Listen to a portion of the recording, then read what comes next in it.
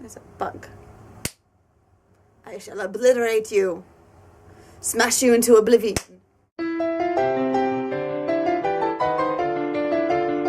So the war's ended and we won! Yay! But we're still gonna get kicked off.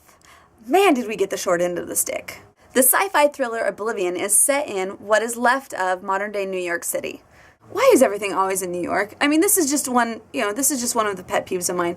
I know it's an iconic city. I know it's a beautiful city. I love the city. I bought the t-shirt. But I mean, I feel like there's other cities that would be just as iconic if they just got shown more, you know? But whatever, that's for a different video. It's a sci-fi thriller that has been getting a lot of press. And a lot of people have been saying, oh my goodness, it's the best movie around, yay! There are a lot of good parts about it.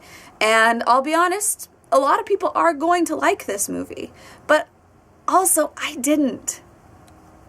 So Tom Cruise and Andrea Riseborough played Jack and Victoria, the very last humans left on Earth, kind of playing cleanup crew before they go to join the rest of humanity on one of Jupiter's moons. Co-starring Morgan Freeman, the acting in this is exactly what you would expect. Consistently good through the whole thing. But it's not like any of the dialogue would have made or break the performances. The dialogue wasn't that great.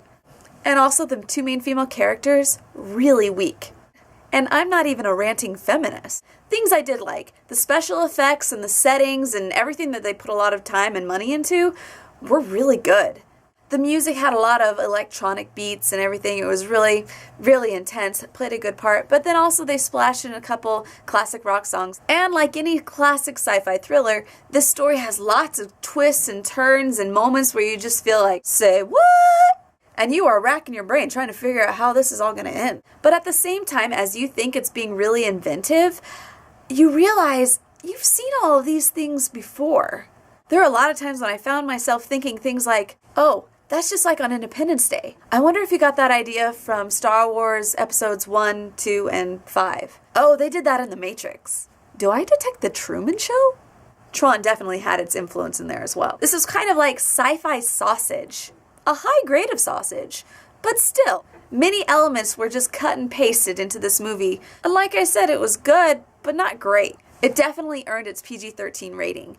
There were a lot of moments that I just felt like were not necessary. They showed way too much. All things considered, I gave this movie 3 stars, which isn't a bad movie, but at the same time, I left with so many mixed feelings that this is not going to be a movie that I'm going to recommend to anybody. If you do go to see it, make sure to get there early and pay attention to the first 5 minutes, because if you miss that part, you're going to be really lost throughout the entire thing. But so like I said, it was good, but not good enough to recommend. So summer is upon us, which means that there are a lot of really good movies coming out soon. So subscribe and we will be able to give you all the insides of what's going on. Until next time, my name is Chelsea Robson and you're watching the Rotoscopers YouTube. I feel like sometimes today we have to explain ourselves for why we liked a movie. For example, oh, Twilight was great. Asterix. If you're a girl who's read the books at least 4 or 5 times, watched the movies multiple times, and may even have gone online to look up some of the characters at Comic-Con in years past. Or how about this one? Oh, G.I. Joe was awesome! Asterix. If you're a guy who thinks plot should be minimal and blood and guts and flesh a-flying is wholesome family entertainment. But seriously, the movie 42 was actually one of the best movies that I've seen in years.